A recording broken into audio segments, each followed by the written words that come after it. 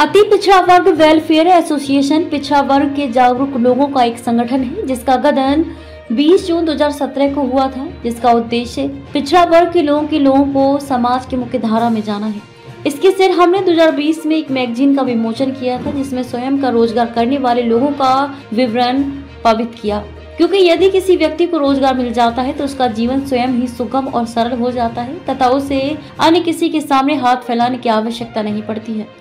इसी को आगे बढ़ाते हुए 2022 में हमने पिछड़ा वर्ग समारोह में राष्ट्रीय पिछड़ा वर्ग आयोग के उपाध्यक्ष की आवाज को संसद तक पहुंचाने के लिए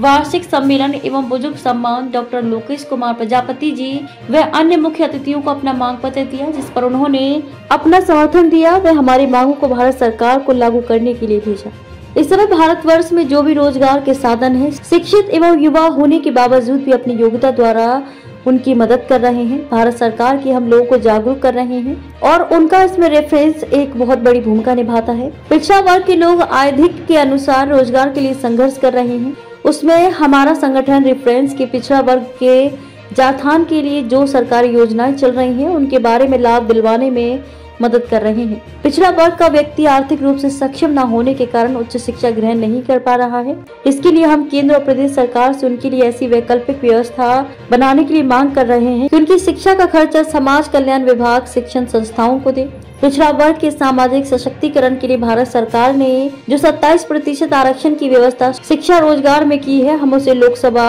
राज्यसभा, विधानसभा और विधान परिषद में भी लागू करने के लिए संघर्ष कर रहे हैं। जैसा कि विदित है कि भारत के संविधान द्वारा आवंटित सदन में 543 सीट है, जिसमें 13 सीट अनुसूचित जनजाति और 84 सीट अनुसूचित जनजाति के लिए आरक्षण है, परंतु पिछड़ा वर्ग के लिए कोई सीट आरक्षित नहीं है। हमारी मांग है कि सदन में कुल 147 सीटें 27% ओबीसी वर्ग के प्रतिनिधियों के लिए आरक्षित होनी चाहिए। इसके लिए हम एक व्यापक कार्य योजना बनाकर प्रधानमंत्री जी और